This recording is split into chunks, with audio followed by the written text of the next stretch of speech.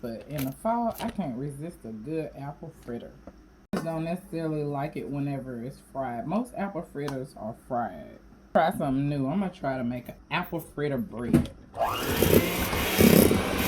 You cream the butter and the sugar together. You want to make sure you beat in 1 egg at a time, and you want to make sure everything is room temp. So you have that established. You want to start in by beating in your flour. So I have a 1.5 cups, and I'm going to start out with the cup first. Beat that in, and then I'm going to put in the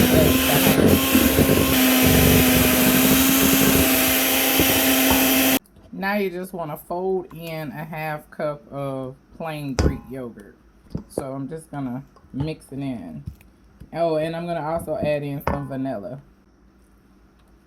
Alright, so you're also going to need 2 teaspoons of baking powder.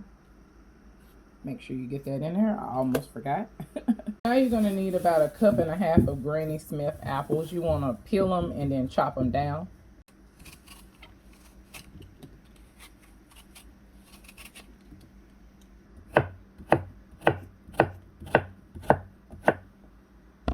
Now you want to start seasoning your apples. I'm using 2 tablespoons of sugar. I'm also going to add some cinnamon and some allspice. A little bit of nutmeg. Just a little. Mix those up real good. You want to add in 1/3 cup of brown sugar and some cinnamon and mix that up. Or you want to spray your loaf pan, or you can use parchment paper. 1/2 of the batter for the bread. You're going to do 1/2 of the apple mixture. Remember, 1/2 of it. Don't go overboard. And then 1/2 of your brown sugar mixture.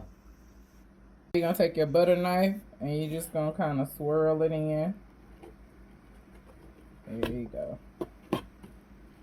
Now do the same process. Just repeat it. You want to make sure you put the apples in the dough because it's at the top of the bread mixture. So just kind of shove it down in there a little bit. Don't go overboard. Just, you know, gently push it down in there. Make sure your oven is on 350. I'm going to bake this for about 50 to 55 minutes until I get a clean toothpick.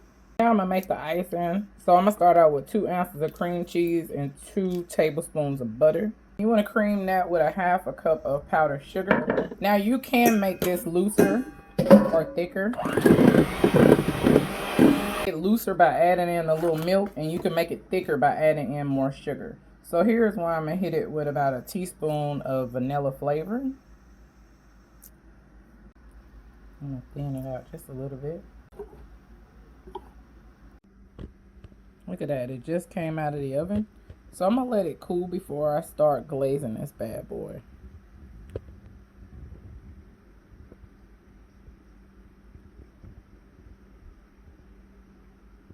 Alright, now it's been warming for 30 minutes. Let's get this bad boy iced.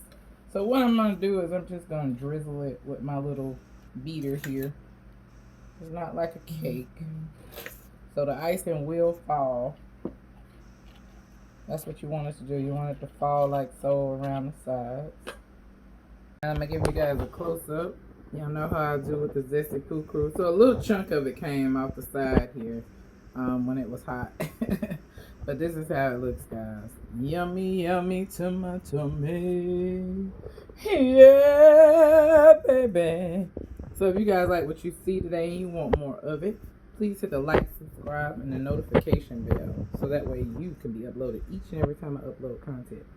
Y'all, this looks good. I'm ready to dig in.